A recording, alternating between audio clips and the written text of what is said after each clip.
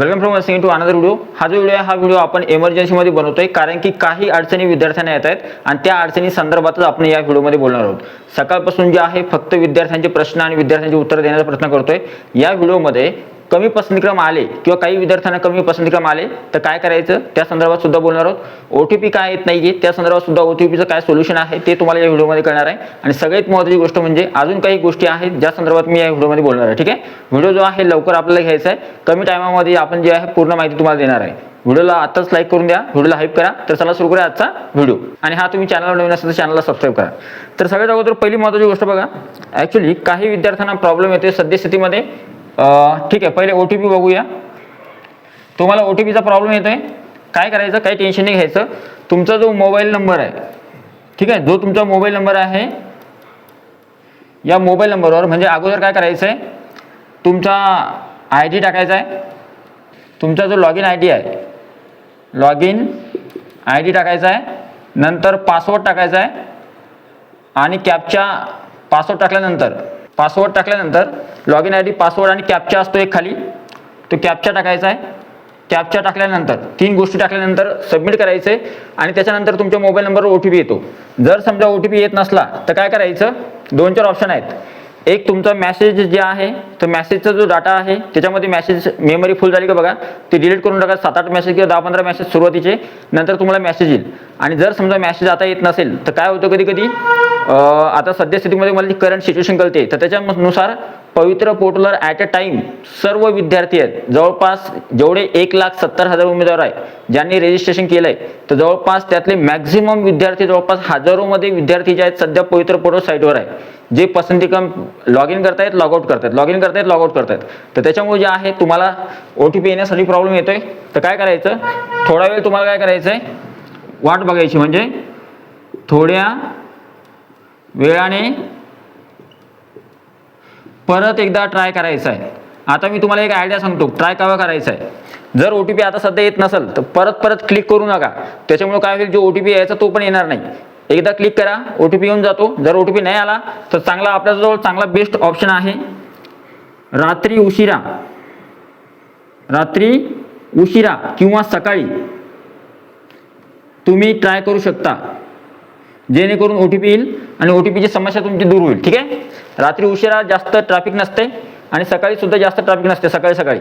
तर त्यावेळेस तुम्ही अशा प्रकारे ओटीपीची समस्या जी तुमची सॉल्व्ह होते आणि मोबाईल नंबरवर तुमचा ओटीपी येतो, तो ओटीपी तुम्हाला तिथे टाकायचा आहे। ठीक आहे, आणि तो ओटीपी तुम्हाला तिथे टाकायचा आहे। ठीक आहे, ही गोष्ट लक्षात ठेवा। आता ओटीपी झालं, ओके, ही समस्या झाली। जर ओटीपी येत नसेल तर काय सांगितलं मी, मोबाईल नंबर जो आहे तो व्यवस्थित चेक करून टाका। लॉगिन ID, पासवर्ड, कॅप्चा हे सगळे फिलअप केल्यानंतर मोबाईल नंबरवर ओटीपी येतो, तो ओटीपी फिलअप करायचा। जर ओटीपी नाहीच आला तर थोडा वेळ वेट करा, थोडा वेळ, अर्धा घंटा, अर्धा तास, 1 तास वेट करा। परत काय करायचं, ट्राय करायचं, परत ट्राय करा, तुमचा ओटीपी येऊन जाईल। सर्व्हर डाऊन असल्यामुळे कधी कधी ओटीपी येत नाही, तो नंतर थोड्या वेळाने येऊन जातो। ठीक आहे, सर्व्हरचा प्रॉब्लेम असला तर ओके। आणि जर समजा नाही जमलं तर काय करायचं, रात्री उशिरा करायचं किंवा सकाळी ट्राय करायचं, ओटीपी येऊन जातो। ठीक आहे, मी केलेलं आहे ऑलरेडी।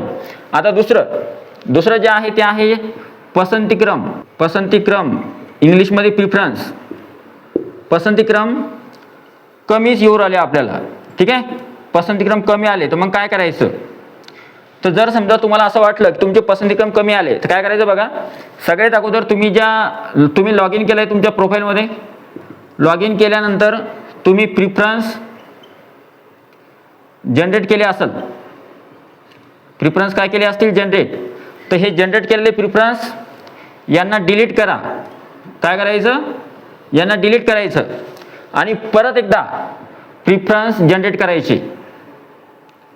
परत म्हणजे पुन्हा प्रिफरन्स जनरेट करायचे। यानं होतं काय ते सांगतो। तुम्ही लॉग इन केल्यानंतर प्रिफरन्स जनरेट होतात। जर तुम्हाला असं वाटलं प्रिफरन्स कमी आले तर प्रिफरन्सला काय करायचं, डिलीट करायचं।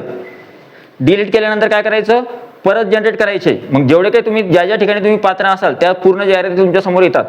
ठीक आहे, आता अजून एक महत्त्वाची आनंदाची बातमी आपल्यासाठी की त्यांनी सांगितलेलं आहे महाराष्ट्र राज्य परीक्षा परिषद यांनी सांगितलं की तुम्ही कितीही वेळेस प्रिफरन्स जनरेट करू शकता आणि डिलीट करू शकता. म्हणजे थोडक्यात आपल्याला अमर्याद टाईम आहे किंवा अनलिमिटेड वेळेस आपण काय करू शकतो, प्रिफरन्स जनरेट करू शकतो आणि त्यांना डिलीट करू शकतो. पण माझं एक व्यक्तिशः मत असं आहे, जास्त वेळ प्रिफरन्स डिलीट करायचे नाही. आणि प्रिफरन्स वर कोणत्याही प्रकारचा, एक तर पहिले सर्व्हर डाऊन आहे आणि दुसरी गोष्ट म्हणजे वेबसाईट थोडी स्लो चालते. तर त्याच्यामुळे काय करायचं, प्रिफरन्स जनरेट झाली ना, तर जर आपल्याला असं वाटलं की बुवा आपण ज्या ज्या ठिकाणी पात्र आहे तेवढे प्रिफरन्स आले आपल्याला, तर तेवढे प्रिफरन्स द्यायचे. जर असं वाटलं बुवा कमी आहे, खरोखरच कमी असेल तर डिलीट करायचे, कमी असेल तर डिलीट करायचे आणि परत प्रिफरन्स जनरेट करायचे. प्रिफरन्स येऊन जातील तुम्ही ज्या ज्या ठिकाणी पात्र आहे त्या ठिकाणी. ठीक आहे. दुसरा प्रॉब्लेम सॉल्व्ह झाला. पसंतीक्रम त्याच्यामुळे कमी जर आले तर त्याच्यासाठी ऑप्शन आहे, प्रिफरन्स जनरेट झाल्यानंतर त्याला डिलीट करा, परत त्याला जनरेट करा आणि नंतर मग त्याला असाइन करा आणि मग नंतर त्याला लॉक करा. काय करायचं, असाइन करायचं आणि नंतर लॉक करायचं. प्रिफरन्स लॉक करणे क्रमप्राप्त आहे. जर तुम्ही प्रिफरन्स लॉक केली नाही तर तुम्ही पसंतीक्रम दिले असं होत नाही. त्याच्यामुळं 100% खात्री करून घ्यायची प्रिफरन्स लॉक झाले किंवा नाही झाले. ठीक आहे. ओके. आता तिसरी जी समस्या आहे, तुम्हाला दोन्ही सांगितले पसंतीक्रम कमी आले तर काय करायचं आहे. काही काहींना पसंतीक्रम कमी दाखवत आहेत तर जनरेट करा, डिलीट करा, जनरेट करा आणि परत लॉक करा. OTPचा प्रॉब्लेम झाला. आता एक प्रॉब्लेम अजून आहे काय, आणि हां पुढे अजून एक क्वेश्चन आहे की काहींचं म्हणणं आहे की बुवा आपण कोणकोणत्या ठिकाणी पात्र आहे किंवा नाही हे कसं ओळखायचं. आपण एखाद्या ठिकाणी पात्र आहे का,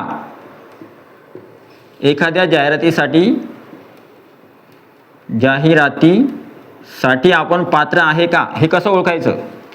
तर काय करायचं बघा, तुम्ही ज्या तुमचं जे क्वालिफिकेशन आहे त्यानुसार तुम्ही समजायचं. समजा फॉर एक्झाम्पल मी माझं एक्झाम्पल सांगतो. आता समजा माझं 9वी 10वीला म्हणजे 6 ते 8ला मॅथ सायन्ससाठी मी प्रिफरन्स देऊ शकतो. पण माझा ग्रुप जो होता 9वी 10वीला ग्रॅज्युएशनला तो होता CBZ म्हणजे केमिस्ट्री, बॉटनी आणि झुलॉजी.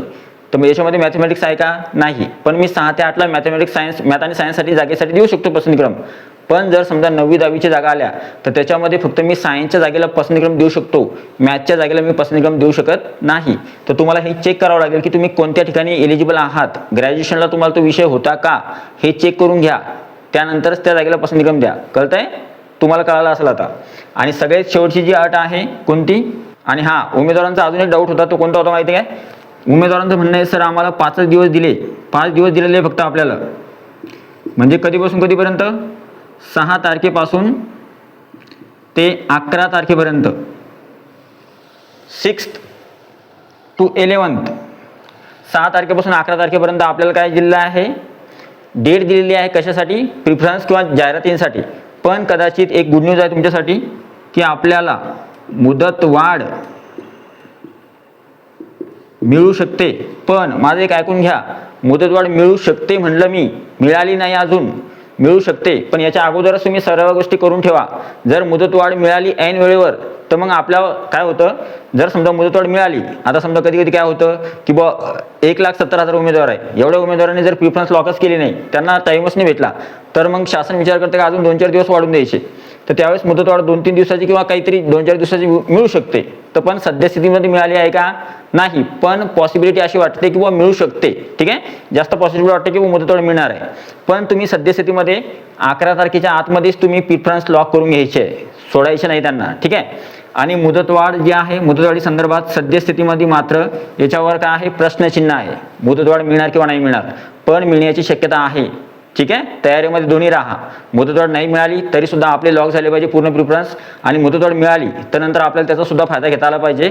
परत आपण प्रिफरन्स व्यवस्थित दिले किंवा नाही दिले ते पाहू शकतो. ठीक आहे, या सर्व गोष्टी तुम्हाला एकाच व्हिडिओमध्ये मी सगळ्या सांगितल्या. मोबाईल OTPचा प्रॉब्लेम, पसंतीक्रम जे आहेत ते कमी आले तर, नंतर मुदतवाढ जी आहे त्या संदर्भात, आणि नंतर जाहिरातीसाठी आपण पात्र आहे किंवा नाही पात्र आहे. ठीक आहे, तर अशा प्रकारे हा व्हिडिओ होता आणि खूप महत्त्वाचा हा व्हिडिओ होता. तर आय होप हा व्हिडिओ तुम्हाला आवडला असेल. व्हिडिओ आवडला तर व्हिडिओ लाईक करा, या व्हिडिओला जास्तीत जास्त शेअर करा आणि या व्हिडिओला हाईप करा. आणि तुम्ही चॅनलवर नवीन असाल तर अशाच प्रकारच्या महत्त्वपूर्ण माहितीसाठी आणि लेटेस्ट अपडेटसाठी चॅनलला सबस्क्राईब करा. Thank you so much, take care, bye bye.